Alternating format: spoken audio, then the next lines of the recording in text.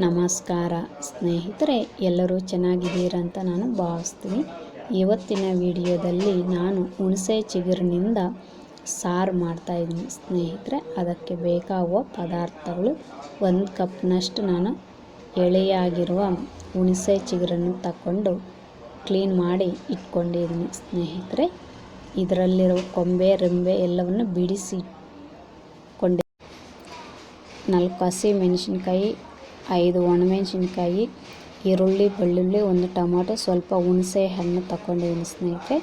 ಅರ್ಧ ಕಪ್ನಷ್ಟು ನಾಟಿ ತೊಗರಿಬೇಳೆ, 1 ಸ್ಪೂನ್ ಅರಿಶಿನ ಪುಡಿ, ಸಾಂಬಾರು ಪುಡಿ, ಉಪ್ಪು, ಚಿಟಿಕೆಯಷ್ಟು ಮೆಂತ್ಯ ತಗೊಂಡಿದ್ದೀನಿ ಸ್ನೇಹಿತರೆ. ಇವಾಗ ನಾವು ಸ್ಟವ್ ಮೇಲೆ ಕುಕ್ಕರನ್ನು ಇಟ್ಕೊಂಡು ನೀರು ಬಿಸಿ ಮಾಡ್ಕೋಬೇಕು ಸ್ನೇಹಿತರೆ. ಬಿಸಿಯಾದ ನೀರಿಗೆ ತೊಗರಿಬೇಳೆಯನ್ನು ತೊಳೆದು ಹಾಕ್ಕೋಬೇಕು.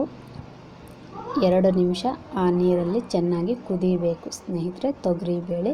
ನಂತರ ಹಸಿಮೆಣಸಿನ್ಕಾಯಿ, ಒಣಮೆಣಸಿನ್ಕಾಯಿ ಸೇರಿಸ್ಕೋಬೇಕು. ಟೊಮೊಟೊ, ಹುಣಸೆಹಣ್ಣು ಸಹ ಸೇರಿಸ್ಕೋಬೇಕು ಸ್ನೇಹಿತರೆ. ಬೆಳ್ಳುಳ್ಳಿ, ಈರುಳ್ಳಿನೂ ಸಹ ಸೇರಿಸ್ಕೊಂಡು ನಾವು ತಗೊಂಡಿರುವ ಉಪ್ಪು, ಅರಿಶಿನ ಪುಡಿ, ಸಾಂಬಾರು ಪುಡಿ, ಮೆಂತ್ಯವನ್ನು ಸೇರಿಸ್ಕೋಬೇಕು ಸ್ನೇಹಿತರೆ. ಸೇರಿಸ್ಕೊಂಡಿದ ನಂತರ ಇನ್ನು ಕೊನೆಯದಾಗಿ ನಾವು ತಗೊಂಡಿರುವಂತಹ ಹುಣಸೆ ಚಿಗುರನ್ನು ತೊಳೆದು ಹಾಕ್ಕೋಬೇಕು ಕುಕ್ಕರ್ಗೆ. ಒಂದು ಸಲ ಕಳಿಸ್ಕೊಂಡು ಮುಚ್ಚಳವನ್ನು ಮುಚ್ಚಿ 4 ರಿಂದ 5 ವಿಸಲ್ ಬರೋ ತನಕ ನಾವು ಬೇಯಿಸ್ಕೋಬೇಕು ಸ್ನೇಹಿತರೆ ಹುಣಸೆ ಸಾರನ್ನು. ಈ ವಿಡಿಯೋನ ನೀವು ಕೊನೆಯ ತನಕ ನೋಡಿ ಸ್ನೇಹಿತರೆ. ತೊಗರಿಬೇಳೆ ಚೆನ್ನಾಗಿ ಬೆಂದಿರಬೇಕು ಸ್ನೇಹಿತರೆ, ಆವಾಗಲೇ ಚೆನ್ನಾಗಿರೋದು. ಇವಾಗ ನಾನು ಇದನ್ನು ಒಂದು ಪಾತ್ರೆಗೆ ಸೇರಿಸ್ಕೊಂಡು ಚೆನ್ನಾಗಿ ಮ್ಯಾಶ್ ಮಾಡುವಂತಹ ಕೋಲು ತಗೊಂಡಿದ್ದೀನಿ ಸ್ನೇಹಿತರೆ. ಇದು ಚೆನ್ನಾಗಿ ನುಣ್ಣಗೆ ಆಗುವಂತೆ ನಾನು ಮ್ಯಾಶ್ ಮಾಡ್ಕೊಂಡಿದ್ದೀನಿ. ಇನ್ನು ಕೊನೆಯದಾಗಿ ಕೊತ್ತಂಬರಿ ಸೊಪ್ಪನ್ನು ಸೇರಿಸ್ಕೊಂಡು ಒಂದು ಸಲ ಮ್ಯಾಶ್ ಮಾಡ್ಕೋಬೇಕು ಸ್ನೇಹಿತರೆ. ನೋಡಿ, ಈ ಥರ ರೆಡಿ ಆಯಿತು ಮ್ಯಾಶ್ ಮಾಡ್ಕೊಂಡಿರೋ ಹುಣಸೆ ಚಿಗುರಿನ ಸಾರು.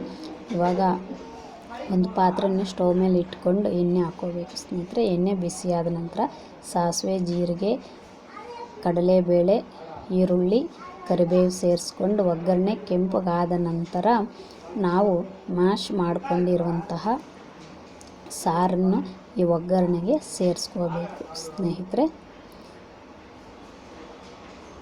ನೋಡಿ ಸ್ನೇಹಿತರೆ, ಒಗ್ಗರಣೆಗೆ ಹುಣಸೆ ಚಿಗುರಿನ ಸಾರನ್ನು ಸೇರಿಸ್ಕೊಂಡಿದ್ದೀನಿ. ತುಂಬ ರುಚಿಯಾಗಿ ಬಂದಿದೆ ಸ್ನೇಹಿತರೆ. ಇವಾಗ ನಾನು ಒಂದು ಚಿಕ್ಕ ಬಟ್ಲಿಗೆ ಸೇರಿಸ್ಕೊತಾ ಇದ್ದೀನಿ ಸಾರನ್ನು.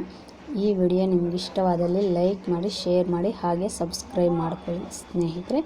ತಪ್ಪದೆ ನೀವು ಸಹ ಇದನ್ನು ಮಾಡೋಕ್ಕೆ ಪ್ರಯತ್ನ ಮಾಡಿ ಸ್ನೇಹಿತರೆ. ಯಾವ ಥರ ಬಂದಿದೆ ಅಂತ ಕಾಮೆಂಟ್ ರೂಪದಲ್ಲಿ ತಿಳಿಸಿ. ನಾನಿನ್ನು ತಟ್ಟೆಗೆ ಮುದ್ದೆ ಇಟ್ಕೊತಾ ಇದ್ದೀನಿ ಸ್ನೇಹಿತರೆ. ಮುದ್ದೆ ಜೊತೆಗೆ ಹುಣಸೆ ಚಿಗುರಿನ ಸಾರು ತುಂಬ ರುಚಿಯಾಗಿರುತ್ತೆ. ಇದನ್ನು ಆಂಧ್ರದಲ್ಲಿ ಹುಣಸೆ ಚಿಗುರಿನ ಪಪ್ಪು ಅಂತಲೂ ಸಹ ಕರೀತಾರೆ ಸ್ನೇಹಿತರೆ.